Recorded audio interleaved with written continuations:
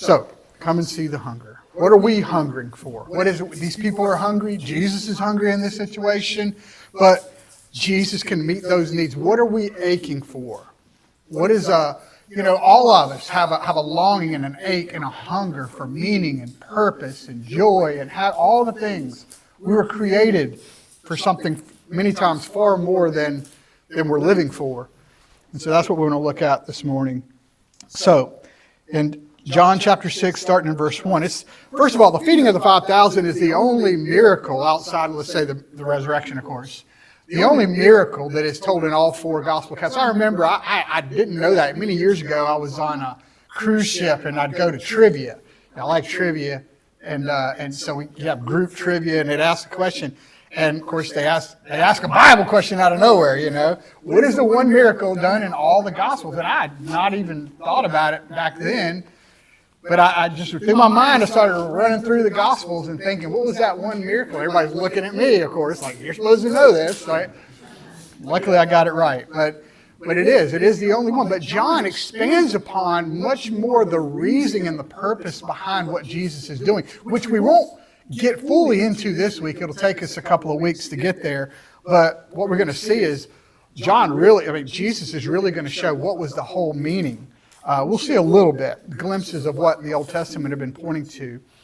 But notice in verse 1, it says, I just want to run right through these verses. It says, after this, Jesus went away to the other side of the Sea of Galilee, which was the Sea of Tiberias. So Jesus, if you remember, the Sea of Galilee is more up north, and Jerusalem's kind of down here south. And so in John, you see Jesus a lot more down south in Jerusalem, that's where the powder keg politically is for everything. But Jesus grew up around Galilee, right? So he's very familiar, and for the most part, he was on the western shore of Galilee.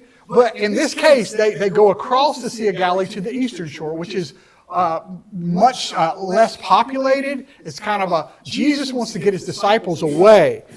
So he's back in his own stomping ground, but he leaves here with his 12 disciples. Now, you got to remember something. Jesus had recently called the 12 around him and sent them out under his authority and his power to go cast out demons, heal the sick, do all these things. I'm putting my authority on you, so I want you to go out and do that. But over that time, what happened is that they've been ministering, Jesus has been ministering, and they're tired.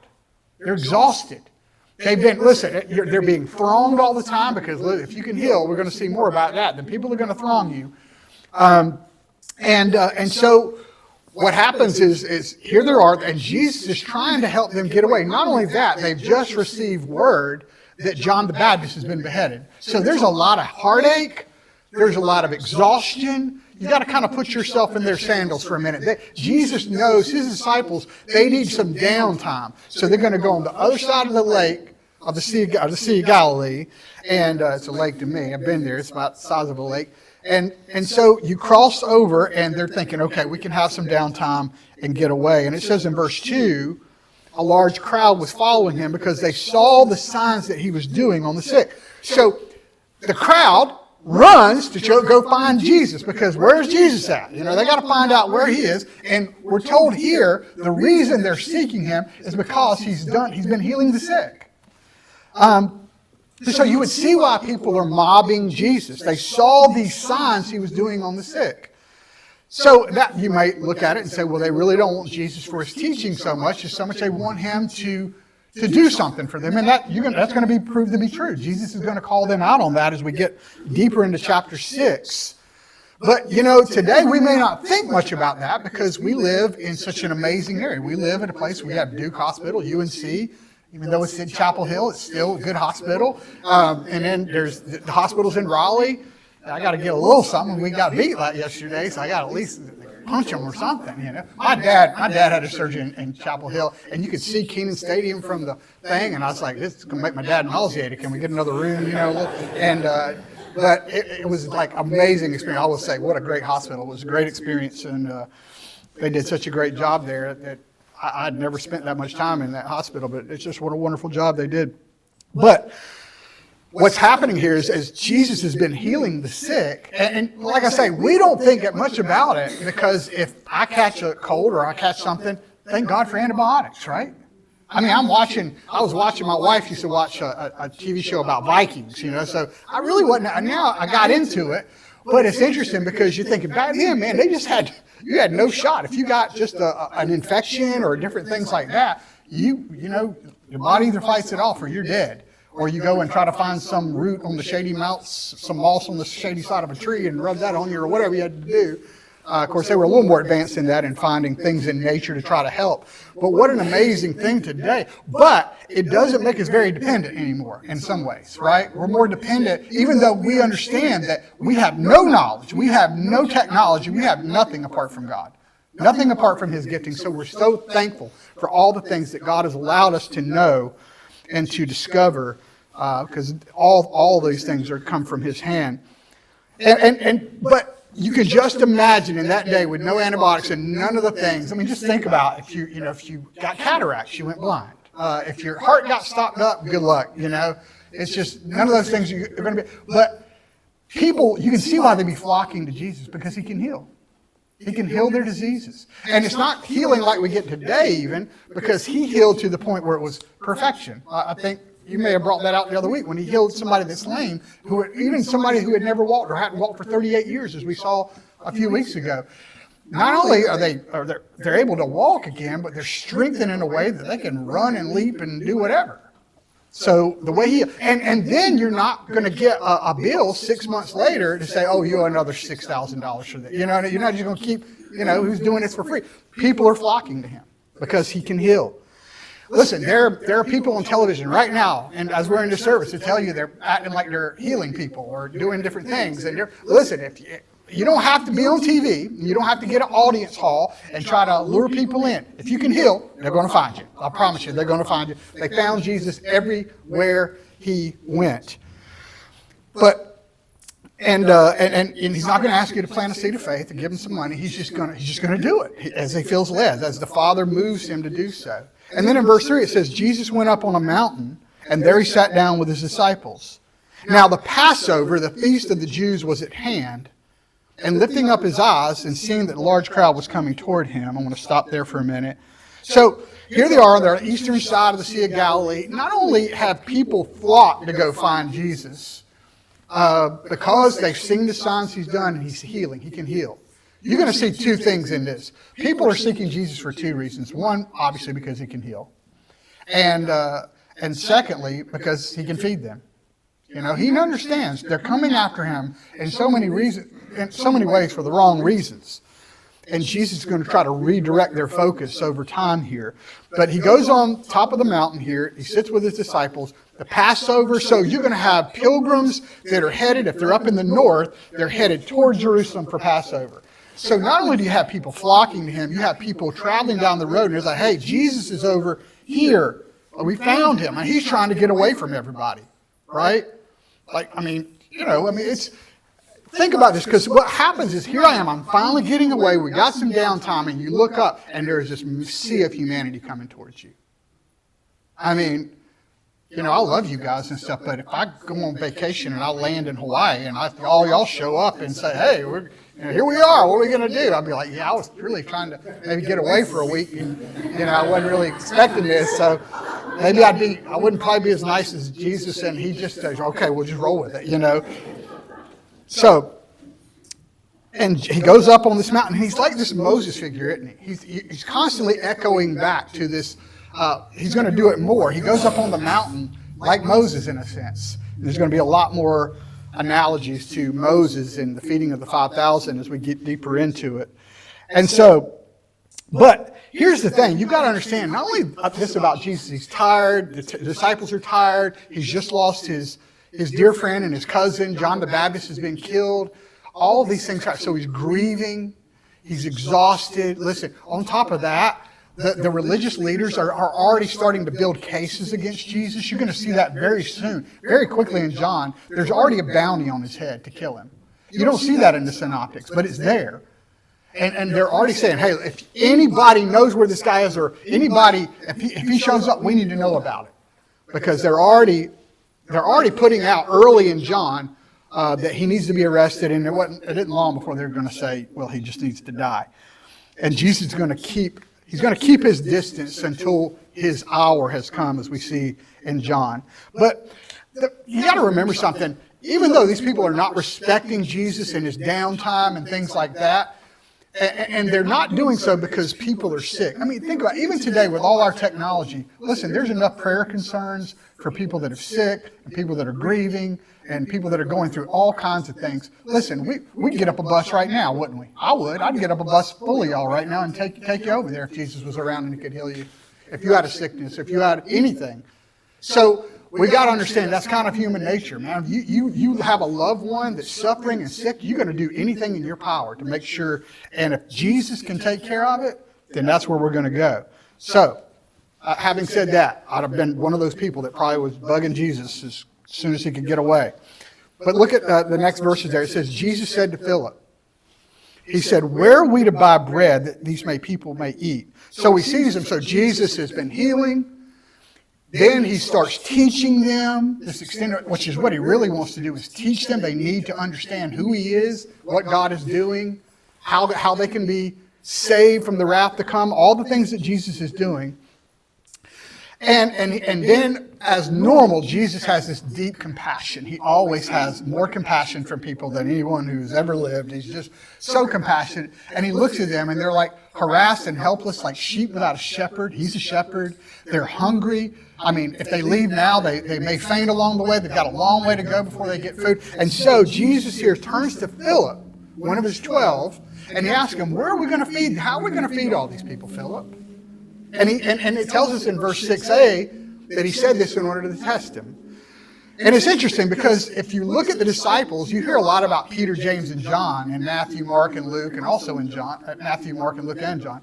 But when you get to people like Philip or Nathaniel or Andrew, a lot of times you don't hear much, especially Philip or Nathaniel. You don't hear much at all about that. But Philip and John, we hear a lot about Philip. There's a lot more. You may remember Philip is one of the first ones that Jesus called in the book of John. It says, John 1:43, we covered this weeks ago. It said, the next day Jesus decided to go to Galilee. And he found Philip and he said to him, follow me. Now listen to this. Philip was from Bethsaida. That's where they're at. They're at Bethsaida. They're in Philip's stomping grounds, right? Jesus was more from the western side of Galilee. Philip's on the eastern side of Galilee and Bethsaida. So that's one reason. You want to know one reason you'd ask Philip? Well, Philip knows this area. Philip, how are we going to feed these people? Do you know, is there a Panera around here? Is there McDonald's? Is there a Bojangles? No, there's none of that, right? But Philip does know where there might be bread. But he's testing Philip to see. But in John chapter 1, you remember, it says that not only Bethsaida is the city of Andrew and Philip as well. And then it says, Philip found Nathanael and said to him, we have found him of whom Moses in the law and also the prophets wrote, Jesus of Nazareth, the son of Joseph. And Nathanael said to him, can anything good come out of Nazareth? And Philip said to him, and here's the theme of our whole sermon series, come and see. Come on, come see. You don't think, you just need to come and see for yourself. And that's what John's inviting us to do. Come and see Jesus. And so you have Philip here, which high praise for Philip. Philip, he didn't just say, hey, Nathaniel, here's a guy who can do miracles and do tricks and do different things, and he can heal people, and he can, all the different things Jesus can do. He doesn't say that. He can say, Nathaniel, listen, this is the one of whom Moses and the prophets wrote about. This is the Messiah. This is the one God wrote about in the Old Testament that we've been waiting for and longing for. And a lot of false messiahs have come along, and they've all proven to be untrue. But we think we found the one. And he's from Nazareth. And Nathaniel's like, what? Nazareth? Are you kidding? What good could come out of Nazareth? Philip said, come. I want you to come and see. And it isn't long, if you remember in that account in John chapter 1, when Nathanael comes and Jesus starts to show providential knowledge of Nathanael, apart from ever having met him, that he is like, you're the king of Israel, right? So that's why Philip tells him to come and see. But still he's testing Philip. Even though Philip seems to me to have passed that first test, Philip still doesn't know exactly who Jesus is. He can know that listen, this is the one that Moses and all the prophets wrote about, right? But you know what he doesn't understand? That this is God in human form. He doesn't, and you know how I know that? Because if you get to the end of John's gospel, in John chapter 14, getting close to the end, and Philip says, Jesus, just show us the Father. I'll be good. Just show me the Father. In other words, I want to have one of those visions that Isaiah had. I want to have one of those visions that Ezekiel had. I want to have this beatific vision, right? That most Jews would have longed to have. And Jesus says, come on, Philip. If you're looking at me, you've seen the Father. That's a staggering claim. There are so many staggering claims in John.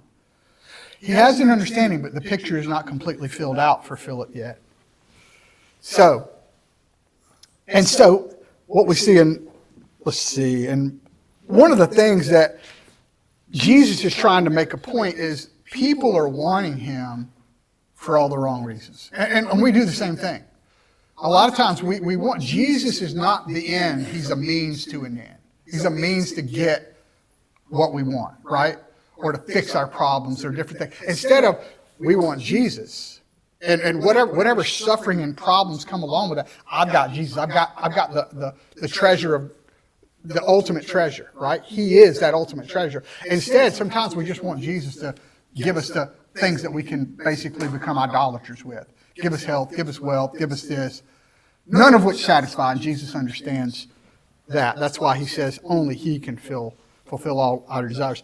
You see this early on in Jesus' ministry, especially like in Mark's gospel. Remember, he was at Peter's house, and he raised his mother-in-law. Remember, it was Mark chapter 1. It says, rising very early in the morning while it was still dark, Jesus departed and went out in a desolate place and he prayed. Now, what had happened is Jesus is coming to the village. He had healed Peter's mother-in-law from fever. Then everybody caught wind of that. So he healed basically everyone in the town that needed healing. And then he goes to bed that night, and he gets up really early in the morning. And that's why he's going out to pray. He's going out to meet his Father and commune with him. And then verse 36, it says, Simon, Peter, in other words, and those who were with him, they're searching for him, and they found him. Why are they searching for him? Peter tells you, what are you doing, Jesus? Everyone is looking for you. Why are they looking for him? Because they have gone, listen, you've healed everybody there. Oh, I got a cousin that lives in this village, and I got an aunt that lives in this village, so I'm going to go get them, and they bring more people back to be healed. That's what happens. That's what it said, verse 38. And they said to him, let us go, and this is what Jesus says. Let us go to the next towns that I may preach there also, for that is why I came out. And he went through all Galilee, preaching in their synagogues and casting out demons. What they wanted him to do is set up the Jesus hospital, right? And stay right there and just heal people. And Jesus says, I can't do that. You imagine, you want to talk about a way to ruin your ministry? Bring a bunch of people to be healed, and you got the power to heal, and you say, I'm out, I got to go, because the main thing God has called me to do is preach the gospel. Now, Jesus healed, he did. And that was a preview of what's coming in the age to come, that all sickness and disease and all the bad things of the world that sin has caused, one day he is going to eradicate once and forever. But the main thing that gets us where we need to get is the truth of his word, right? Not to be healing, not all those things. Because if not, we just turn into idolaters. We want the gifts instead of the giver. And so many times we can do that. So, what happens is Jesus is going to test Philip. He's going to ask him, how are we going to feed all these people? And part of that is, you see, testing is all through the Bible. Old Testament, New Testament. God tests his people.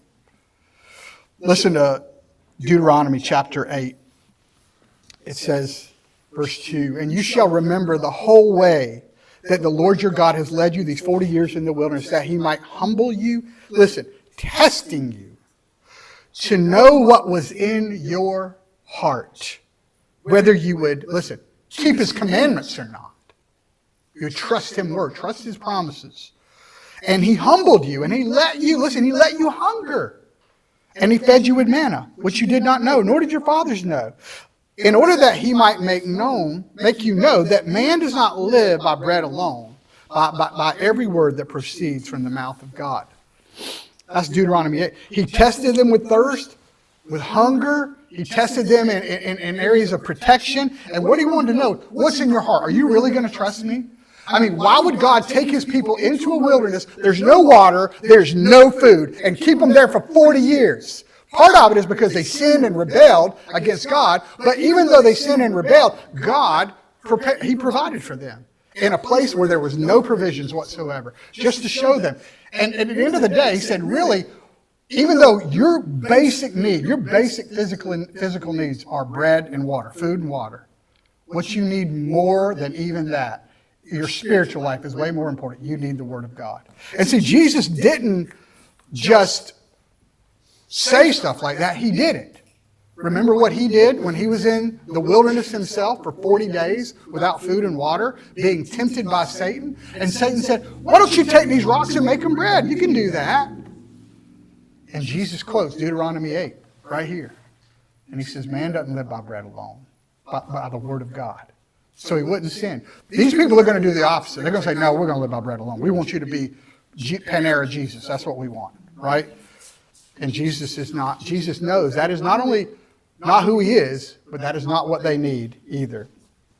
But you just think of all the testings there are in the Bible. God is always testing his people. He tests them in the wilderness. He tested Abraham. Offer your son Isaac. Can you imagine that? I mean, listen, you promise a man who is impotent, who is old, his wife is barren, they haven't had kids, you're 100 years old, God had promised you 25 years ago you're going to have a seed, you have a promised seed, and you're like, that's the craziest promise I've ever heard. And then God finally makes good on the promise. After 25 years, he has this seed, Isaac. He finally has the seed. I mean, Abraham had put forward other options. Hey, Eliezer, my servant, will be it. Or, Hagar's son, Ishmael, will be the seed. And God said, no, there's a seed coming. I'm going to breathe life out of death. I'm going to do it miraculously. I'm going to bring life out of death. I'm going to bring a promised seed. And then when he finally does, God says, okay, now kill him. And Abraham's like, say what now? What? All the promises are bound up in this boy. They're all bound up in him. You promised him, and you want me to kill him? This makes no sense at all. Will he trust him? He's testing Abraham. He was never going to kill that boy. He was never going to allow that to happen. It's exactly what Jesus says here, because he's testing Philip, but he knew what he would do. He already knew what he would do. That's what it says. Jesus knew. He asked Philip, but I already know what I'm going to do. In the same way, God is testing Abraham, but I know what I'm going to do. And in the last minute, I'm going to say, I'm going to stop the blade. I'm going to have a ram caught in the thicket. And I'm going to say, there's your sacrifice. And he's going to spare his son. But Abraham doesn't know that. Abraham just has to trust that God is good, even though he feels in that moment that God doesn't feel very good to him. Not at all. His son of promise, his son that he loves. But it was all pointing to one thing, that one day, God's not going to stop the knife. And it's not going to be Abraham's son. It's going to be God's own son. That's what it was pointing to. And Jesus' faithfulness is going to stay to the bitter end. So, and I try to imagine when God knows what he's going to do and Abraham doesn't, what is Abraham thinking? What is Abraham? You've grown to know God, love God, walk with God, trust God, leave all your family, leave all your pagan gods, and follow this God, and all of a sudden he asks you to do that. And here's what Hebrews says. It says, by faith Abraham, when he was tested, right, offered up Isaac. And he who had received the promise was in fact offering up his only son. That's what Hebrews is saying. The one who had received this promised son is now asked to kill him. Of whom it was said, through Isaac your offspring shall be named. God has put his name on the line through this boy and through this gift of this son. But Abraham, in verse 19, he considered that God was able even to raise him from the dead. From which, in a sense, figuratively, he did. Because it was pointing to Jesus. He wanted this to be a picture of what God would do one day when he would send his only son. Except this time there would be no stay of execution. Because God always knew what he was going to do, and he was always prefiguring it. So how does Philip do with the test? Verse 7, Philip answered, 200 denarii worth of bread is not enough to feed these people. Not exactly the greatest answer in the world. You could have said, Jesus, you got this. I mean, but they don't. Remember, he feeds the 5,000 in the synoptics right after, not long after, he feeds the 4,000. And they're sitting there saying, what are we going to do? We don't have enough food to feed these people. And they're like, come on. Jesus is like, you don't remember? You forgetting? That's us, spiritual Alzheimer's, right? Constantly spiritual Alzheimer's to believe that God can do it again. That God is always faithful to his promise. And so Peter's saying 8 months' wages we couldn't feed these people because there's 5,000 men. So how many people is that? Well, everybody tries to conjecture. Was it 10,000 people? Was it 20,000 people? It's probably somewhere in there, adding women and children in. So you're looking at 10 to 20,000 people. And he's looking out and saying, it would cost us 8 months worth of wages to just for these people, just get a little bit. They wouldn't even get a full meal, just like an appetizer.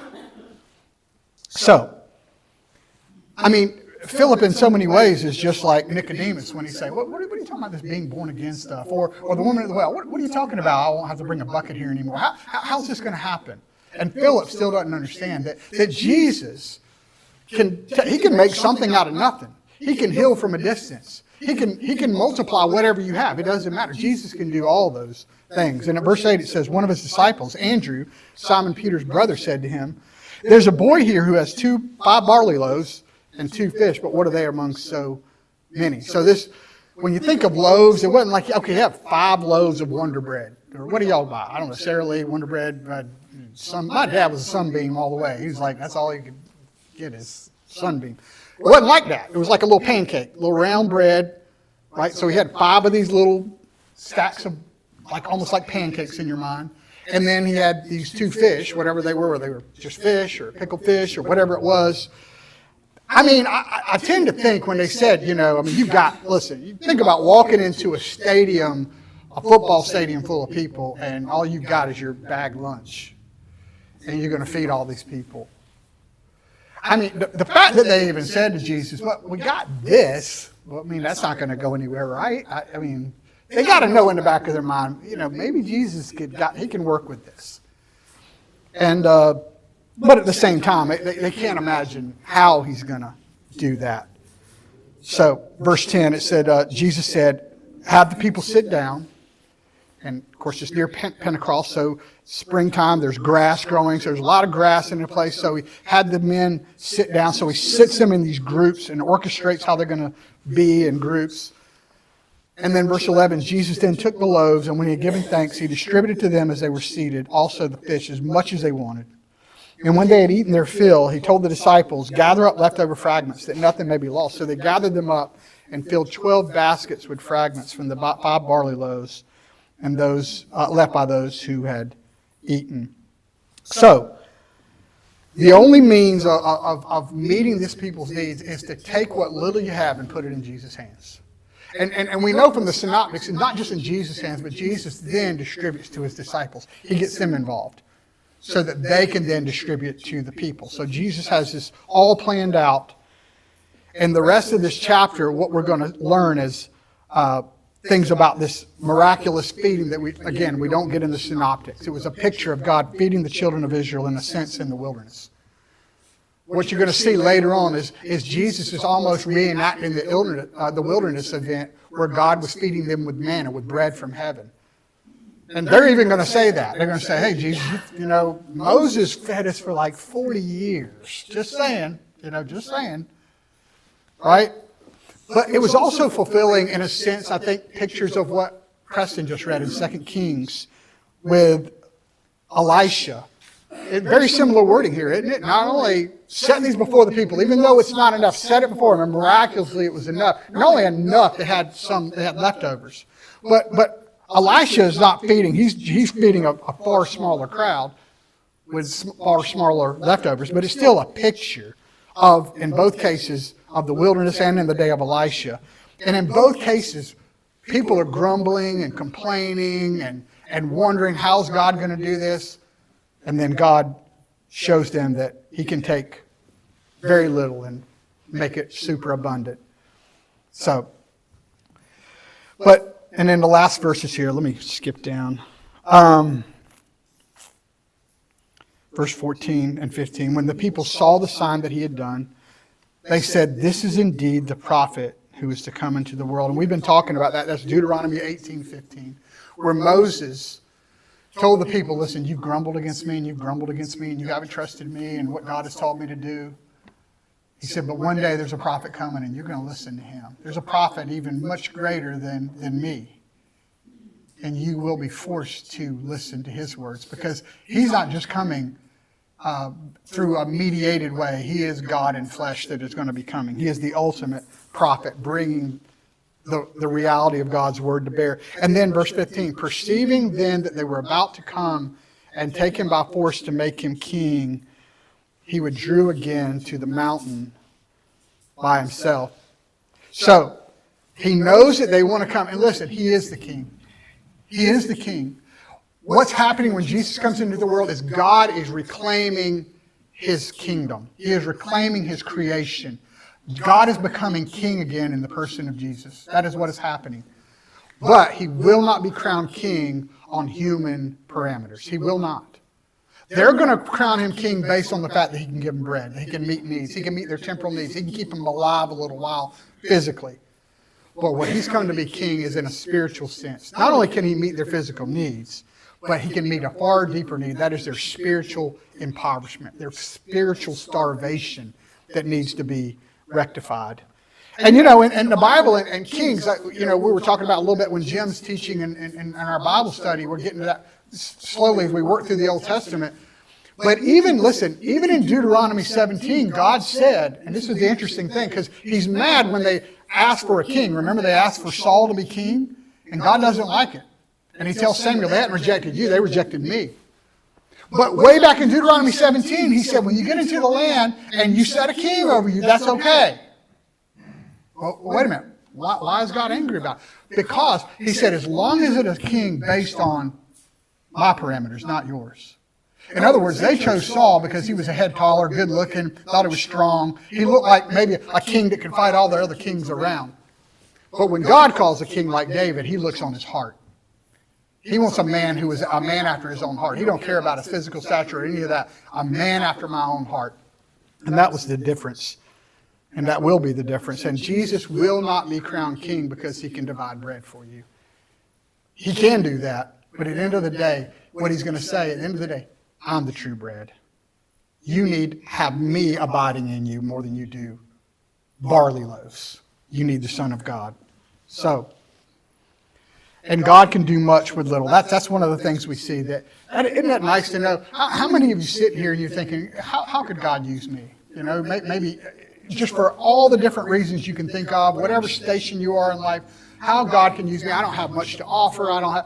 And what this is telling us is whatever you have to offer, he can take it and not only use it, but make it super abundant in a sense. Right? They have 12 baskets of leftover. I think that's highly symbolic. Not only the 12 disciples have to see. You imagine what happened in that situation? I mean, I was reading this, and I was reading somebody had an account of kind of a mock conversation that's going on between the disciples. Because you think about this, Jesus asked Philip, he said, "How are we going to feed these people?" And then Andrew comes to Philip and said, "Hey, all we got this kid, and he's got 5 loaves and 2 fish. But I mean, what are we going to do with that?" And they both know this is kind of a joke. What are we going to do with 10 to 20,000 people with this? But then they give them to Jesus, and Jesus has a whole plan, and he takes it. And so here's kind of I think I wrote this down. It says, Philip set his basket, load of bread fragments, down on the grass. He straightened his tired back and scanned the huge crowd of happy, satisfied people. It was hard to absorb what had just happened. Andrew dropped his basket beside Philip's, blew a sigh, and leaned on Philip's shoulder. "Well done, Philip. You fed them, just like Jesus instructed." "But I'd say you overestimated the bread." With a dazed laugh, Philip said, "No, I overestimated the cost. I thought this bread would bankrupt us. I think you're the one who actually got the food." "True, but who knew that boy's lunch would bring more than enough for the biggest picnic in Israel?" "How many loaves did he have?" 5. "How many loaves do you think we gave out?" "I have no idea. I've never seen so much bread in my life. There are easily over 5,000 people here." Andrew did a silent calculation, maybe 20,000 loaves. Philip just shook his head in amazement. That's not even counting the fish. I know.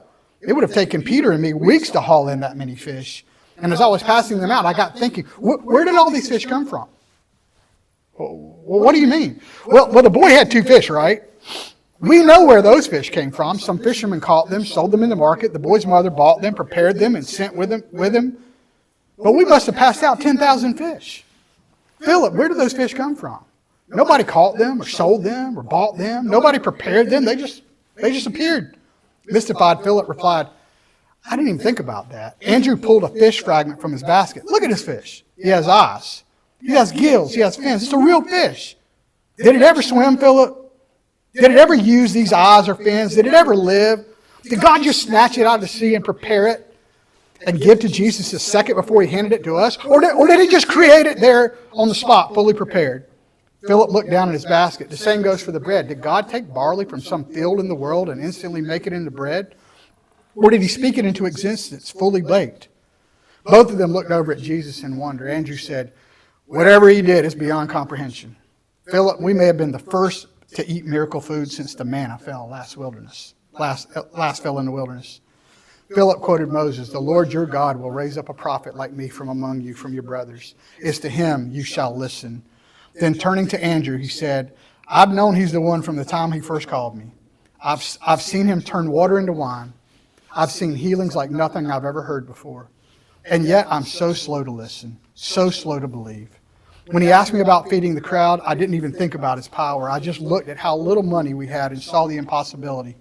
I'm no better than Moses' generation who saw miracle after miracle and then promptly forgot God's power the next time they faced obstacles. That's us. I'm in the same boat with you, Philip. I'm the one who asked, what are 5 barley loaves and 2 fish for so many?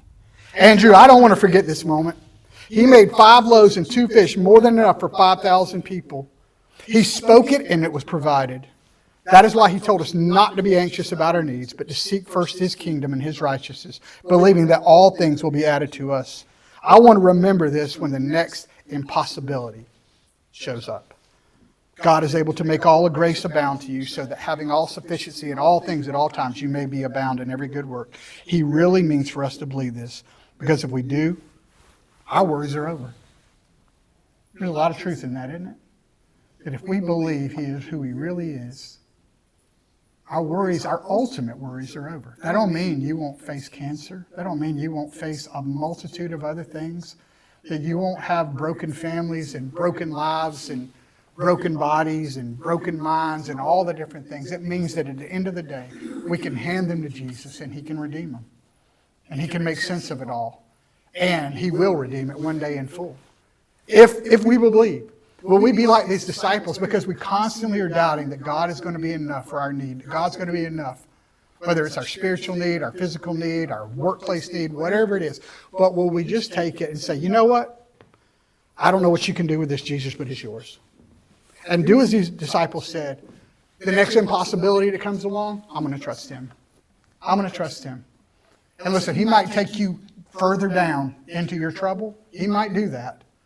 But we keep trusting him that he's going to bring us out on the other side. And he's going to give us a joy that can surpass our circumstances in those moments. Only he can do that. That's the only person we can go to that can do that.